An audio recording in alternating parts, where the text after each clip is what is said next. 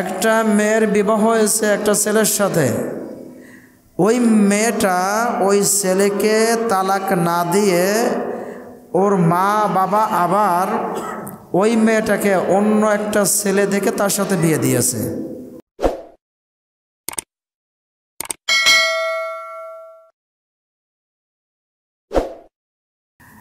আল্লাহ রাব্বুল আলামিন আমাদের জন্য নিয়ম দিয়েছেন, একটা মেয়ে একটা ছেলে ইসলামের নির্দিষ্ট একটা নীতির ভিতরে থেকে বিবাহ শাদী করে ঘর সংসার জীবন চালাইতে হয়, ঠিক না?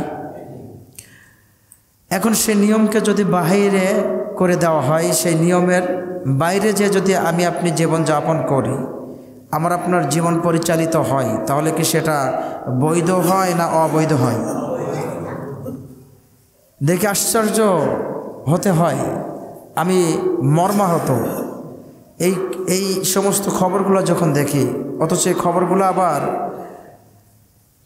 ইলেকট্রিক মিডিয়ায় ঢালাওভাবে প্রচার করা হয় যে এগুলা যাতে মানুষের মধ্যে আরও ঢুকে যায়, মানুষ যাতে খারাপগুলো করে। একজন স্ত্রী তার বিয়ে হয়েছে একটা পুরুষের সাথে, খুব ভালো করে মনোযোগ দিয়ে শুনবেন, কারণ আমরা যদি এগুলো আপনাদেরকে সতর্ক না করি আপনারা জানবেন কি করে, আর না জানতে এক সময় দেখবেন যে সবাই আমরা ধ্বংসের দ্বার প্রান্তে চলে যাব। কথা কি বুঝতে পারছেন?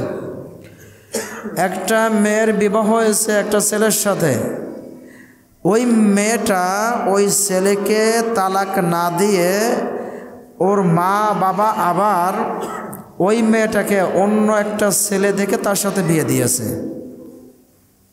কথা কি বুঝতে পারলেন? কি করেছে? বিয়ে দিয়েছে। এটা কি ভালো কাজ না খারাপ কাজ? বিয়ে দেওয়ার পরে ওই মেয়ে তার পূর্বের স্বামীর কাছে যাওয়া আসা করে। এখন বর্তমানে যে স্বামী আছে সেই স্বামী জানে না যে স্ত্রীর অন্য আরও কোনো পুরুষের কাছে যায়, এটা স্বামী জানে না। কারণ স্বামী তো সকালে বাড়ির থেকে বাইর হয়ে যায়, তার কর্ম করতে কাজ করে সে আবার রাত্রে ফিরে আসে, এর মধ্যে সে ওই তার পূর্বের স্বামীর কাছে যায়। ইতিমধ্যে দেখা গিয়েছে যে তার একটা ছেলের সন্তান হয়েছে। কি হয়েছে? ছেলে সন্তান হয়েছে। হওয়ার পরে এখন ওই সন্তান নিয়ে এই জটিলতা বেঁধে গেছে। ওই আগের স্বামী বলছে যে ও তো আমার স্ত্রী, ও আমার কাছে এসে থেকেছে, ওটা আমার সন্তান, বলে নাউজুবিল্লাহ। আর যেই রানিং স্বামীর সাথে যাকে বিয়ে দেওয়া হয়েছে, যার সাথে, সে বলছে আরে এ তো আমার স্ত্রী, তার মা বাবা তো আমার সাথে বিয়ে দিয়েছে, আমি তো জানি না যে তার আরেক জায়গায় বিয়ে হয়েছিল, তাহলে আমার স্ত্রী আমার সাথে থেকেছে, ও সন্তান তো আমার। যুক্তি ঠিক আছে না? আচ্ছা বলেন, এখন এই যে মেয়ে সে বলতে পারছে না যে আসলে কোন প্রোডাক্টে সন্তানটা এসেছে, বলতে কি পারবে? তাহলে এটা কি ইসলাম মোতাবেক কাজ হয়েছে না ইসলাম বহির্ভূত কাজ হয়েছে? আজকে যদি ইসলামিক রুলস থাকতো, ইসলামিক আইন থাকতো, তাহলে পরে ওই মেয়ে এবং ওই যে মেয়ের আগের স্বামী এবং তার বাপ মা যাদের সাথে জড়িত, এদেরকে জীবন্ত মাটি খুঁড়ে ওদেরকে মাজা পর্যন্ত পুঁতে দিয়ে পাথর মেরে এই জমিন থেকে বিদায় করা হতো।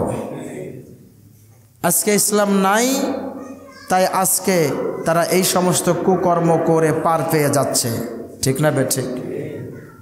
প্রিয় ভাইয়ের আমার, সন্তানকে আমরা লেখাপড়া করাইতে দিই স্কুলে, কলেজে, বিশ্ববিদ্যালয়, সন্তান মানুষ হয়ে আসবে এই জন্য, ঠিক না?